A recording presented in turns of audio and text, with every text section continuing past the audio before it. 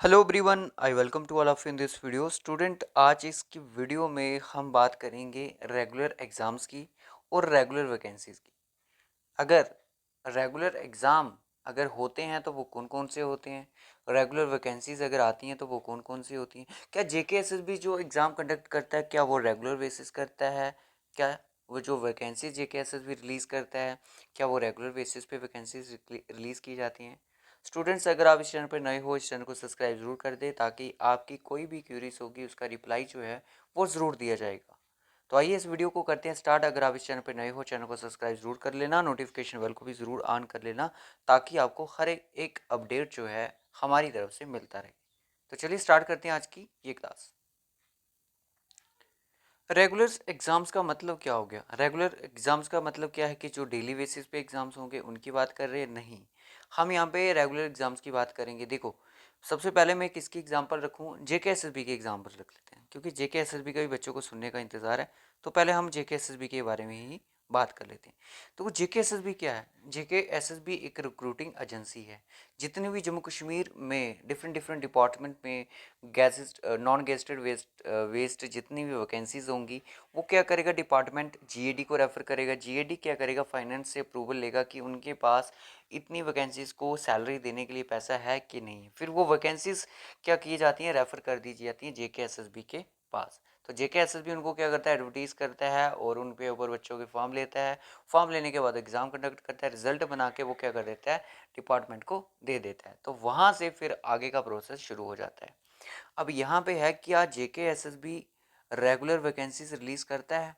Regular का मतलब हो गया कि जैसे कि फॉर एग्जांपल हम और कोई एजेंसीज की बात कर ले, एसएससी की बात कर ले, क्या हर साल जेकेएसएसबी की वैकेंसीज आउट होती हैं? क्या हर साल सर क्या अकाउंट असिस्टेंट की पोस्टेज आएंगी? क्या सर हर साल क्लास फोर्थ की वैकेंसी जेकेएसएसबी रिलीज़ करेगा? क्या हर साल यूनियर असिस्टेंट क्लर्क की जो वैकेंसीज होती हैं वो रिलीज़ होंगी? क्या हर साल पटवारी की वैकेंसीज आएंगी? क्या हर साल जेई की वैकेंसीज डिफरेंट डिफरेंट जितने डिपार्टमेंट फॉरेस्टर हो गए क्या हर साल वैकेंसीज आएंगी? तो इसका आंसर है नहीं। तो जेकेएसएसबी जो है वो एक रेगुलर एग्ज़ाम वेस्ड मैं बता दूं कि एजेंसी नहीं है। ये रेगुलर आपके एग्जाम से नहीं लेंगी। हाँ, जो इनके पास पोस्टर्स आएंगी उनको एडवर्टीज किया जाएगा, चाहे साल में एक ही नोटिफिकेशन, चाहे दो तीन, जितने भी इनके पास है, कि अपनी पॉकेट से रिक्रूटमेंट रिलीज नहीं करता है।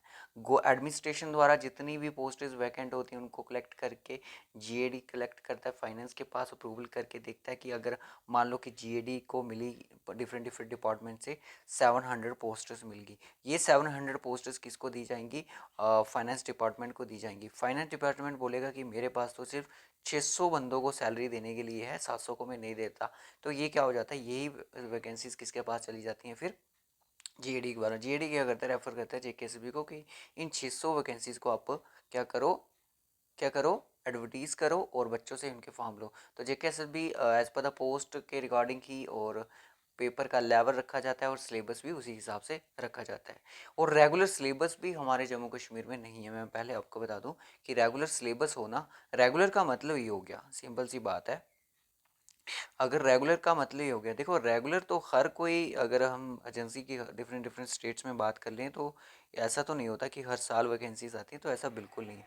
अब जैसे कि आपको पता है कि केएस ने जो जेके पीएससी जो है वो केएस के एग्ज़ाम को कंडक्ट करता है जम्मू कश्मीर में। जो भी गेजेटेड पोस्टर्स होती हैं पीएससी कंडक्ट करते हैं उनकी। अब इन्होंने बोला कि जो केएस की पोस्टर्स होंगी हम क्या करेंगे? एवरी ईयर पोस्टर्स निकालेंगे। ठीक है, 2023 में भी आई, 24 में आई, अब 25 का इंतजार है कि 2025 में अब कितनी पोस्टेस आएंगी। इन्होंने बोला था कि हम रेगुलर वैकेंसीज देंगे और हाँ, ये 2-3 साल से रेगुलर वैकेंसीज हमें दे भी रहे हैं। अब आगे देखते हैं। तो जैसे अगर आपको जेकेएसएसबी भी बोल दे कि हाँ, हम रेगुलर वैकेंसीज निकालेंगे, हर साल 300 से 400 पोस्ट निकालेंगे, जिसके अंदर कुछ क्लर्क की पोस्टेस होंगी, कुछ एमटीएस की होंगी। एमटीएस की तो हर साल होनी चाहिए क्योंकि बच्चों को ज़रूरत है इसकी। अब आपको पता है कि 300 से 400 वैकेंसी हर साल आएगी, तो बच्चा क्या करेगा, जेके एसएसबी में जुड़ जाएगा। जुड़ने का मतलब ये होगा कि उसी की तैयारी, क्योंकि एक साल में नहीं तो दूसरे साल में, तीसरे साल में तो उसका अटैम्प्ट ज़रूर निकलेगा जेके एसएसबी का। हाँ, यहाँ पे क्या होता है, जम्मू कश्मीर में जेके एसएसबी की पोस्टेज अभी आई हैं, एसआई की आई हैं। अब इनका एग्ज़ाम 25 में होगा, 26 में होगा, 27 में होगा, कोई नहीं आइडिया नहीं है। तो इसका मतलब ये यहाँ पे रेगुलर रिक्रूटमेंट का रोल बिल्कुल नहीं है। अब बच्चे बोलेंगे कि सर हमारी तो एज निकल जाएगी। अब बच्चे ने 28 की एज में फॉर्म लगाया होगा, एसआई का जो पेपर देगा वो तो 30 की, 31 की और 29 की एज में पेपर देगा, तब तक तो वो ओवर एज चुका होगा। डिपेंड करेगा कि जिस टाइम उसने फॉर्म फिल करा उसकी एज उस टाइम क्या थी। ओके। रेगुलर अगर हमें रेगुलर एग्जाम्स की तैयारी करनी है तो कौन कौन से हमारे पास ऑप्शंस हैं। सिंपल सी बात है, सबसे पहले हमारे पास आता है एसएससी, ठीक है। उसके बाद हमारे पास आ जाता है आईबीपीएस। अब तो ये भी मिनिस्टर जो हैं वो रेलवे वाले, उन्होंने भी बोला है कि हम आरआरबी के अंडर जो है रेगुलर रिक्रूटमेंट निकालेंगे। फिलहाल तो इसको पेंडिंग रखो, अभी इसके बारे में हम कोई बात नहीं करेंगे। एनटीपीसी का एग्ज़ाम और अभी जून में है, और आरआरबी ग्रुप डी का जो होगा मेरे ख्याल में अगस्त तक होने के चांसेस उसके भी बन रहे हैं, ठीक है। अगस्त तक हो सकता है। फिर उसके बाद आपको पता है कि अब एसएससी की बात कर लेते हैं। सबसे पहले देखो जीडी, बच्चों को पता है सर जीडी इस साल नहीं है क्लियर होगा तो अगले साल पक्का, अगले से नहीं तो अगले से अगले पक्का सर कर देंगे, चलो ठीक है। फिर उसके बाद आता है एमटीएस। ये दोनों पोस्टेज जो रहती हैं, अगर आपकी 10th क्वालिफिकेशन है आप इस फॉर्म को फिल कर सकते हो, रेगुलर बेसिस रहेंगी। पहले साल में एमटीएस क्लियर नहीं हुआ तो दूसरे साल में तो हो ही जाएगा, तीसरे में चौथे में, मतलब किसी भी साल में तो आपका अटेम्प्ट हो सकता है, ठीक है। उसके बाद आता है CHSL। अगर आपकी 10+2 है तो आप इन फॉर्म को अप्लाई कर सकते हो। आपको थोड़ी क्लर्क की जो जॉब है यहाँ पे 10+2 के बेसिस पे मिल जाती है, मतलब अच्छी खासी सैलरी यहाँ पे भी आपको देखने को मिले। फिर उसके बाद आता है आपका CGL भी जो पोस्टेज होती हैं ये रहती हैं आपकी ग्रेजुएट लेवल की पोस्टेज, और यहाँ पे आपको हाई लेवल की अच्छी खासी इंस्पेक्टर लेवल की, सब इंस्पेक्टर लेवल की सैलरी आपको यहाँ पे देखने को मिल सकती है, वो भी सेंटर लेवल की। और ये रेगुलर एग्जाम है। 2024 का आपको पता है रिजल्ट आया अब CGL का, फरवरी मार्च में रिलीज़ हुआ है। जैसे अभी आपको पता है कि जून के मंथ में एसएससी अपने फिर से फॉर्म लेगा, एमटीएस को सीजीएल के लगने शुरू हो जाएंगे। फिर उसके बाद इनका एग्जाम भी अगस्त सितंबर में कंडक्ट हो जाएगा। ये मतलब रेगुलर ऐसे ही सिलसिला चलता रहता है। दूसरी तरफ मैं बात करूँ आईबीपीएस की, बैंकिंग की बात करूँ, बैंकिंग सबसे हटके या अलग से है, और ये अपना कैलेंडर बच्चों को 6 महीने पहले ही दे देता है, 6 से 7 8 महीने पहले ही दे देता है कि मैं एग्ज़ाम कंडक्ट करने वाला हूँ, मेरे एग्ज़ाम में वैकेंसीज आने वाली हैं। वैकेंसीज कितनी आएंगी वो हम तो बाद में करेंगे। तो सबसे पहले यहाँ पे हम कैलेंडर की बात करते हैं।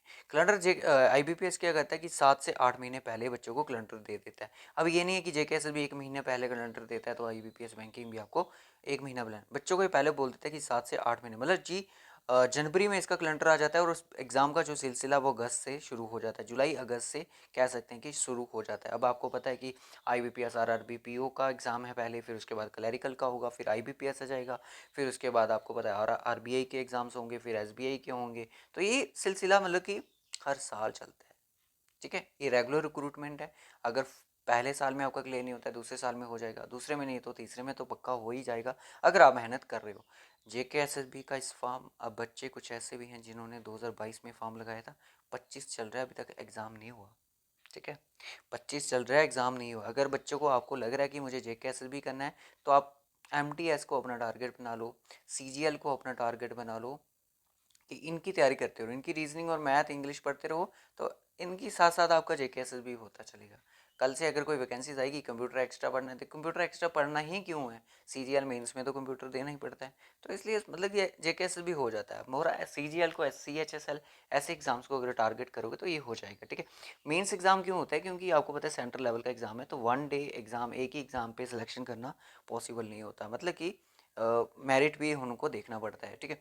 अब बैंकिंग में भी ऐसा ही होता है। आपको पता है कि जैसे बैंकिंग की वैकेंसीज जो हैं जून में रिलीज़ होने वाली है, जम्मू कश्मीर ग्रामीण बैंक की वैकेंसीज आने वाली हैं, इलाकाई देहाती बैंक की वैकेंसीज आने वाली है बैंकिंग की, तो ये जून में इनका मतलब कि नोटिफिकेशन आ जाएगा बैंकिंग का। आरआरबी की बात करें तो ग्रुप डी की वैकेंसीज अभी 32,000 पोस्टेज आई थी, जिसमें 1 करोड़ प्लस फॉर्म लग चुका है, तो आप समझ सकते हो पेपर का लेवल और कट ऑफ क्या होने वाला है, ठीक है।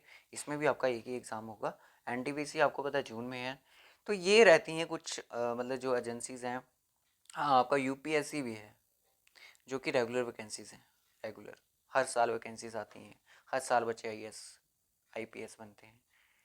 तो आपके सिर के ऊपर है कि आपने कौन सा डिसाइड करना है। अब आपने एक चीज़ कमेंट करके बतानी कि अब बताओ कि कौन से एग्ज़ाम की तैयारी आपने शुरू करी। अगर आप बिगिनर हो, अगर आप कॉलेज अभी अभी सेमेस्टर लास्ट के पेपर चल रहे हैं, आपको लगता है कि हमें कॉम्पिटिटिव फील्ड में ही घुसना है, हमें एमए वगैरह कुछ नहीं करनी है, जेके SSB, SSC, IBPS, UPSC, UPSC और जेकेपीएससी की मैं साथ में ही रख देता हूँ, क्योंकि इनकी वैकेंसीज मतलब कि हर साल आती हैं। Jammu Kashmir public service selection की, जो कि केएस लेवल की रहती हैं, गैजेटेड, ठीक है। आईबीपीएस की बैंकिंग की वैकेंसीज रेगुलर रहेंगी। इन केस कि आप बैंकिंग आईबीपीएस कर रहे हो तो उसके बीच में जेके बैंक की वैकेंसीज आ जाती हैं, तो उनको भी आप टैकल आराम से टक्कर दे सकते हो। एसएससी, एमटीएस हो गया, जीडी हो गया, सीएचएसएल हो गया, सीजीएल हो गया। जेके एसएसबी में वेरियस वैकेंसीज सारी की सारी क्या होंगी, नॉन गेस्टेड होंगी। नॉन गेस्ट मैं किस जॉब का नाम लूँ यहाँ पे, आप बताओ। वेल लाइक गार्ड का लूँ, एमटीएस का लूँ, किसका लूँ। रेगुलर यहाँ पे एसएससी रहेगा, आईबीपीएस रहेगा, यूपीएससी के जेकेपीएससी रहेगा, जेकेएसएसबी रेगुलर नहीं है। अगर आप एसएससी, एमटीएस, जीडी इन सब की एग्ज़ाम की तैयारी करते हो, मैथ, रीजनिंग, इंग्लिश और कंप्यूटर, ये सारी चीज़ें आपकी जेके भी इधर से हो ही जाएगी, जेकेएसएसबी की, ठीक है। तो इस वीडियो में बस इतना ही रखेंगे। ये था आपके लिए कि रेगुलर देखो, जेकेएसएसबी के चक्कर में, उसके चक्कर में मत पड़ो कि हम सर जेकेएसएसबी ही करेंगे, वैकेंसीज कब आएंगी कब नहीं आएंगी। अब आप बोलो कि सर हमें बनना ही सब इंस्पेक्टर है, तो सब इंस्पेक्टर क्यों बनना, आप इंस्पेक्टर बनो ना, आप सीजीएल करो, सीएचएसएल करो, ठीक है। तो इसमें मतलब कि आपको वैकेंसीज मिल जाएंगी, रेगुलर वैकेंसीज मिलेंगी। ज़रूरी नहीं है जैसे सर नहीं हुआ क्लियर अगले अटैम्प्ट में हो जाएगा, तो मतलब कि एक अपने आप को बंदा बिजी रखता है। 2 से 3 साल आप अपने यूटिलाइज कर लो, आपका कोई ना कोई अटैम्प्ट ज़रूर निकलेगा। तो इस वीडियो में बस इतना ही रखते हैं, मिलेंगे आपसे नेक्स्ट वीडियो, तब तक के लिए bye bye, take care and God bless you to all of you. और ये मत सोचना कि मैं एसएससी भी लेके चलूंगा और आईबीपीएस भी करूंगा। हाँ, एसएससी और जेकेएसएस भी साथ में चल सकता है, एसएससी जेकेएसएस भी, यूपीएससी जेकेपीएससी भी साथ साथ चल सकता है, बट आईबीपीएस साथ में किसी के नहीं चलेगा। इसका अलग से फंडा रहता है, अलग से रूल्स रेगुलेशन इसका सबसे अलग है, तो ये अकेला ही चलेगा आईबीपीएस बैंकिंग की, क्योंकि इनका सिलेबस इनका बाकी वालों से बहुत अलग होता है, ठीक है। इनको सबसे अलग माना जाता है। Okay students, take care.